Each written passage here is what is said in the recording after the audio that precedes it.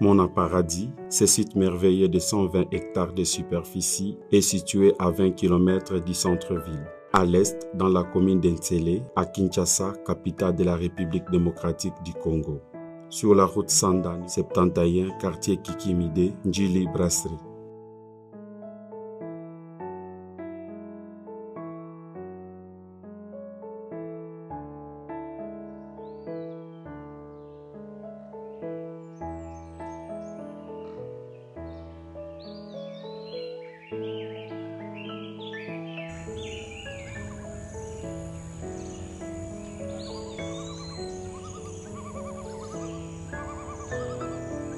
Mona Paradis a été créé en 1986.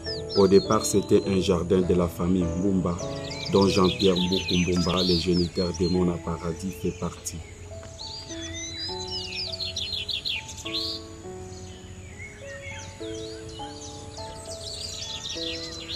Et suite aux difficultés d'entretenir les jardins pour les garder propres et en bonne santé, Mona Paradis sera ouvert au public touristique en 2005.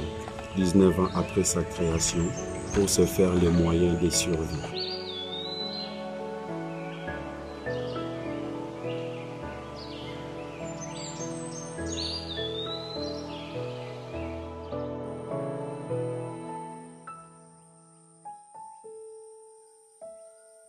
Ce site complexe agro-pastoral renferme plusieurs espèces végétales, animales et aquatiques venant de plusieurs coins du monde, et même ceux qui sont rares et dits ne peuvent vivre que dans leur milieu de création, à l'exemple du palmier de Salomon, plante du désert, sont trouvés à Mona Paradis.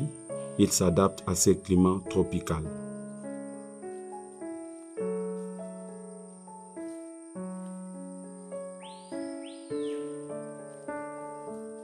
À Mona Paradis, on trouve aussi les célèbres bambous Java, nom hérité de son île d'origine, l'île de Java, en Indonésie.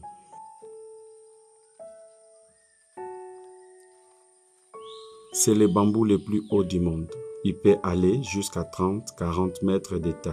Sa taille s'adapte à l'environnement de sa culture. Le bambou Java peut être utilisé pour la fabrication de plusieurs choses, telles que les chaises, les tuyaux appelés PVC, les paillotes et même les maisons allant jusqu'à 2 étages.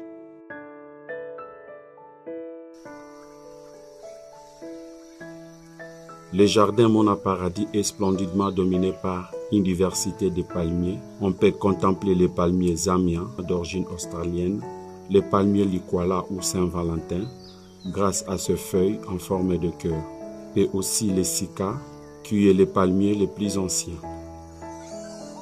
Nous devons noter que le jardin Mona Paradis reste dominé jusque-là par l'espèce végétale. On trouve une diversité de plantes, de fleurs, des arbres fruitiers. La liste est longue.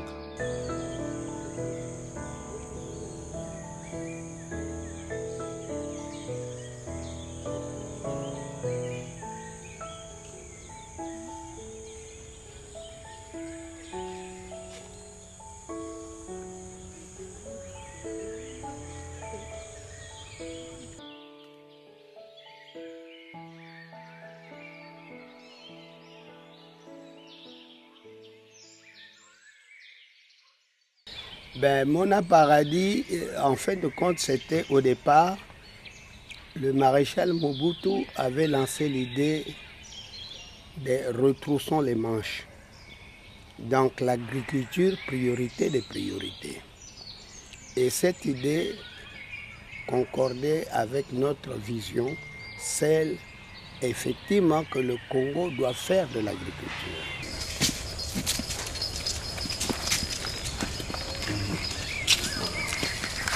Voilà, très bien.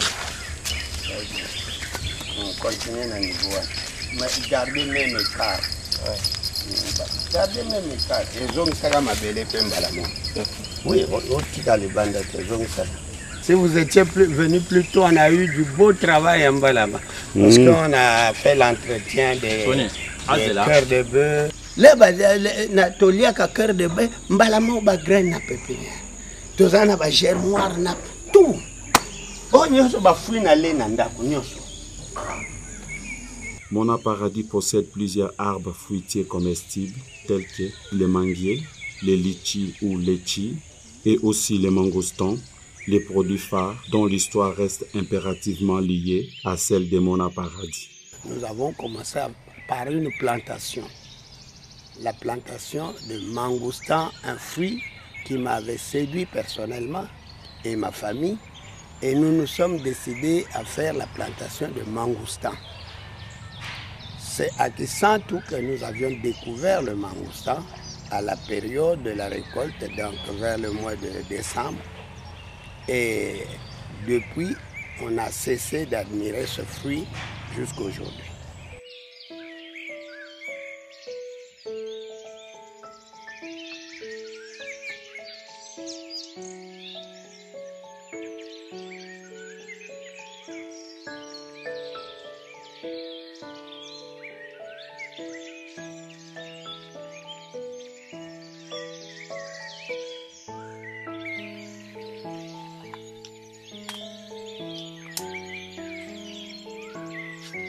Cet arbre devenu la passion de Jean-Pierre Mboukumbumba a une croissance très lente et conditionnée. Depuis 40 ans, Mona Paradis se développe et se construit autour du mangoustan. Le mangoustan se reproduit que par semis. Il met 3 ans pour atteindre 30 cm.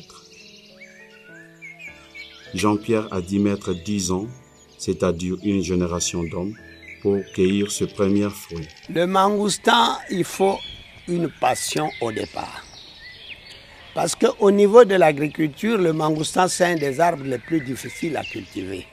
Parce qu'il est par lui-même capricieux. Je veux dire ceci. Le mangoustan, le jeune mangoustanier, il peut rester 2-3 ans si vous ne l'entretenez pas.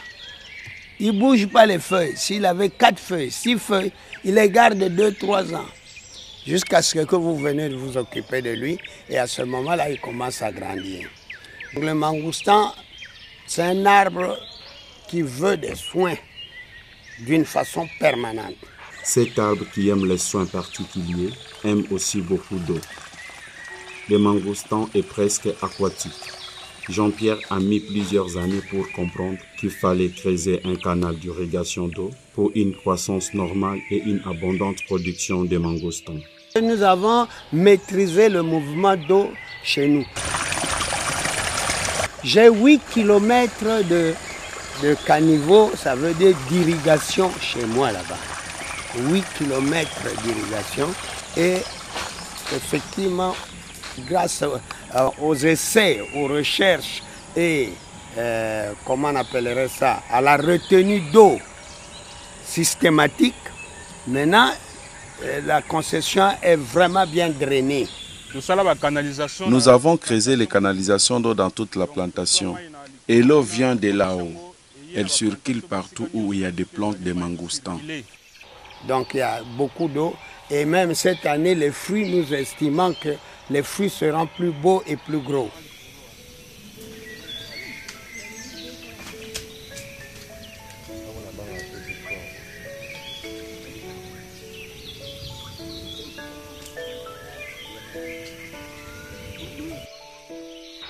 Sa culture prend entre 10 et 12 ans avant d'avoir un fruit.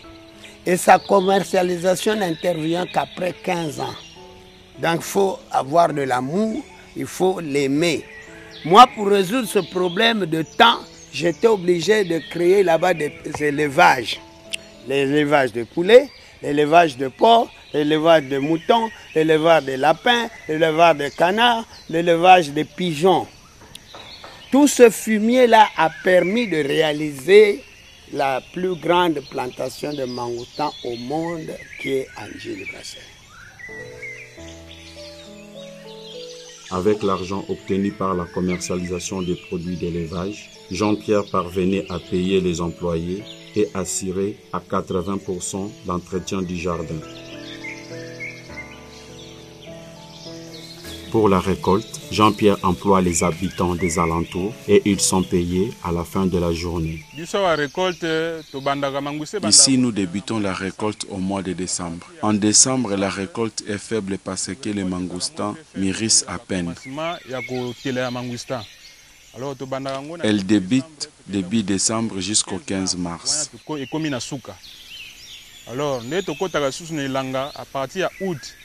Et pendant la saison sèche, au mois d'août, nous faisons la petite récolte. Elle dure un mois. Nous récoltons 500 à 600 tonnes. Par contre, en saison de pluie, nous récoltons 2000, 2500, voire même 3000 tonnes. Ça dépend du climat.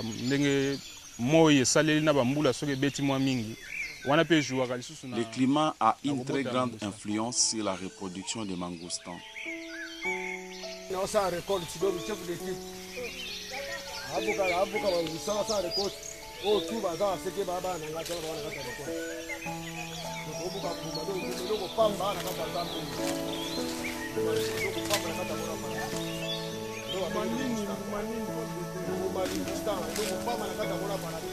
Pour reconnaître un mangoustan mûr sur un arbre, il faut qu'on vous les montre, car les mangoustans mûrs ont 3 couleurs différentes.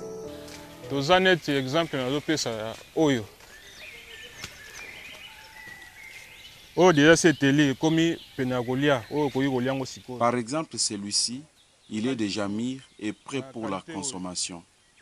De cette couleur, nous les gardons pendant 4 à 5 jours pour qu'ils mûrissent. Raison pour laquelle cette couleur est pour la consommation locale et celui-ci pour l'exportation.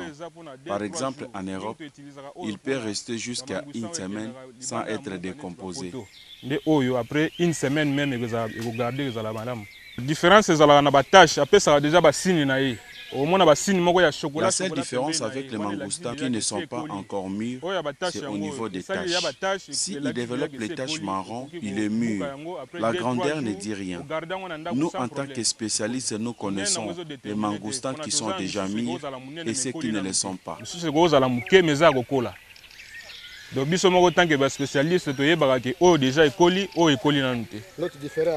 à l'exemple de celui-ci, il est plus gros que l'autre. Ils sont tous mûrs, il n'y a pas de différence.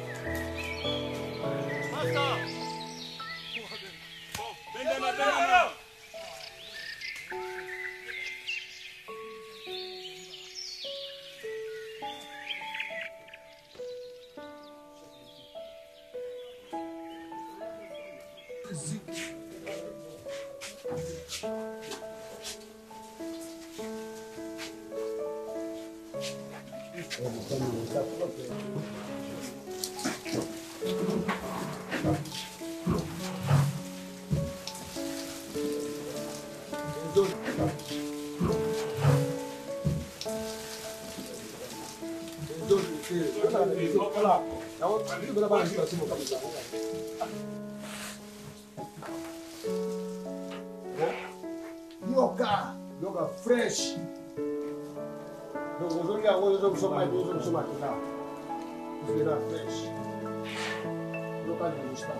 Le mangoustan a beaucoup de vertus et d'après les scientifiques, le mangoustan soigne plus de 70 maladies que souffre l'homme. Le mangoustan est un antioxydant, anti-inflammatoire, utilisé dans la phytothérapie. Il ralentit le vieillissement, maintient le système digestif en bonne santé, peut supporter le fonctionnement des cartilages et des articulations. Il prévient les infections pulmonaires et respiratoires, soulage le stress et les dépressions. Ces écorces sont utilisées comme un antimicrobien et un antiparasiteur. Intervient dans les traitements des eczémas, de la dysenterie et autres formes de diarrhée infectieuse.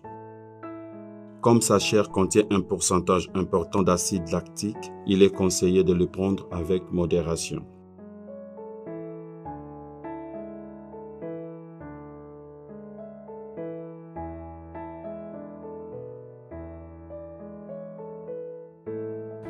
Le mangoustan, nous le suggérons dès qu'il y en a sur le marché, que les gens consomment d'une façon continue et en grande quantité.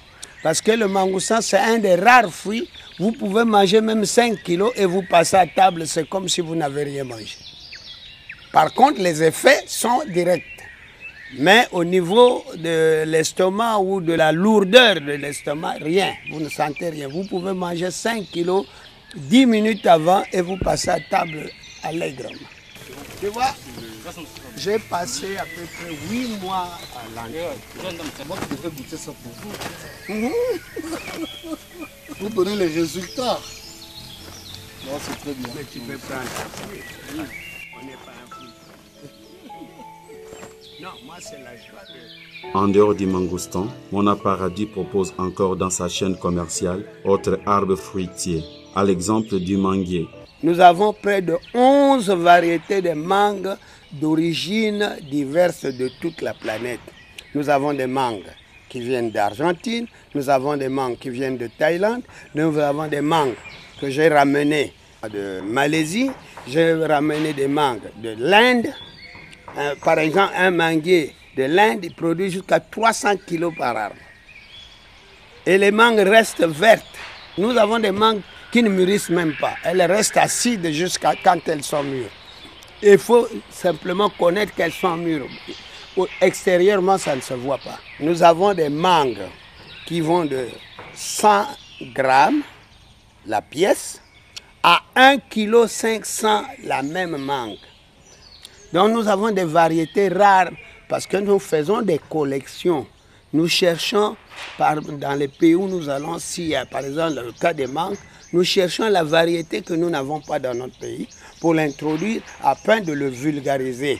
Par exemple, ici nous sommes en train de multiplier le quinte, le kate, le rubis, la mangue qu'on appelle Alphonse, la mangue qu'on appelle Mandochine, la mangue qu'on appelle Springfield.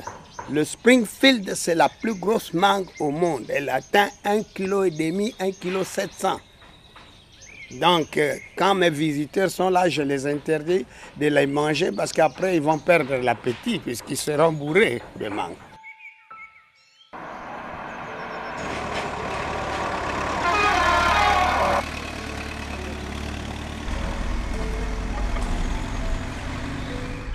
Au four et au moulin par rapport à la production et à la commercialisation, Jean-Pierre est obligé d'être en ville du lundi au jeudi pour la vente et le marketing et à Mona Paradis du vendredi au dimanche pour la culture.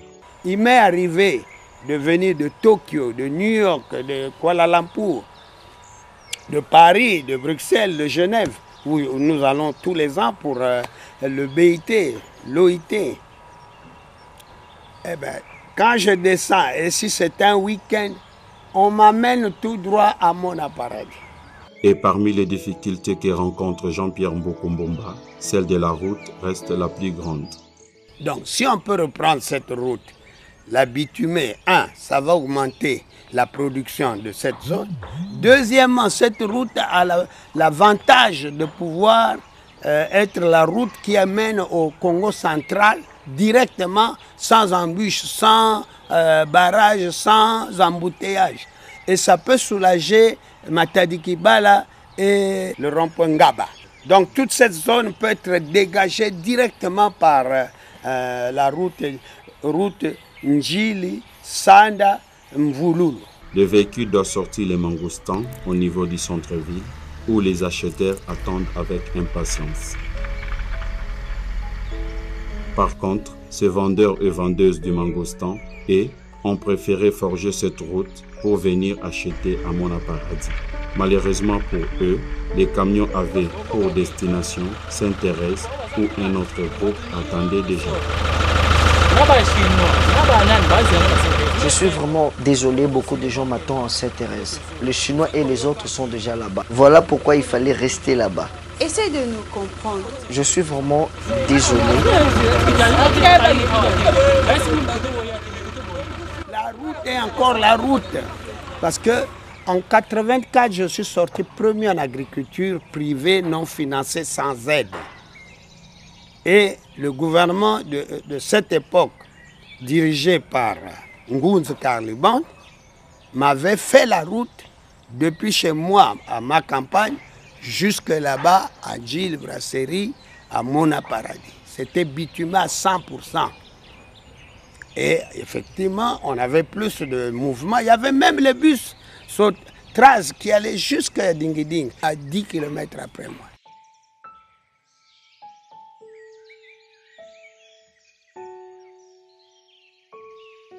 En dépit de toutes ces difficultés, Jean-Pierre pense toujours grand pour l'avenir de Mona Paradis. Notre souci, c'est la route. Nous, les programmes de développement existent. Mona Paradis devrait être un centre de grande importance au niveau du tourisme. Donc, mettre là-bas des infrastructures de tourisme, par exemple, un hôtel entre 3 et 4 étoiles, des hôtels de 2 étoiles, et puis des bungalows, des tentes. Nous avons déjà les équipements de tentes. Je peux loger jusqu'à 50 familles avec des tentes. Je veux des tentes de 2 personnes, 4 personnes, 10, jusqu'à même 10 personnes. Donc le confinement ne peut pas jouer. Les gens ne sont pas obligés d'être serrés parce que 120 hectares, c'est grand. Vous pouvez recevoir jusqu'à 5000 personnes sans qu'ils se bousculent. Comme nous avons 8 km, que maintenant la maîtrise d'eau est effective, nous allons mettre des poissons dessus comme ça. Nos visiteurs pourront faire la pêche au lieu de faire directement dans un maziba simplement bloqué, mais ils peuvent le faire sur des étendues. Ça veut dire courir dans le jardin et passer un temps agréable en pêchant et puis même griller ces poissons-là. Je pense que notre jeunesse doit se tourner vers la biodiversité et profiter du jardin Mona Paradis, qui est un modèle pour l'Afrique et le Congo lui-même en particulier, pour qu'ils viennent admirer et prendre l'inspiration pour créer d'autres unités agricoles, agro-pastorales, parce que notre pays a besoin de beaucoup de jeunes pour développer ce pays, et particulièrement dans les domaines agricoles, parce que c'est dans le domaine agricole qu'on va résoudre la faim.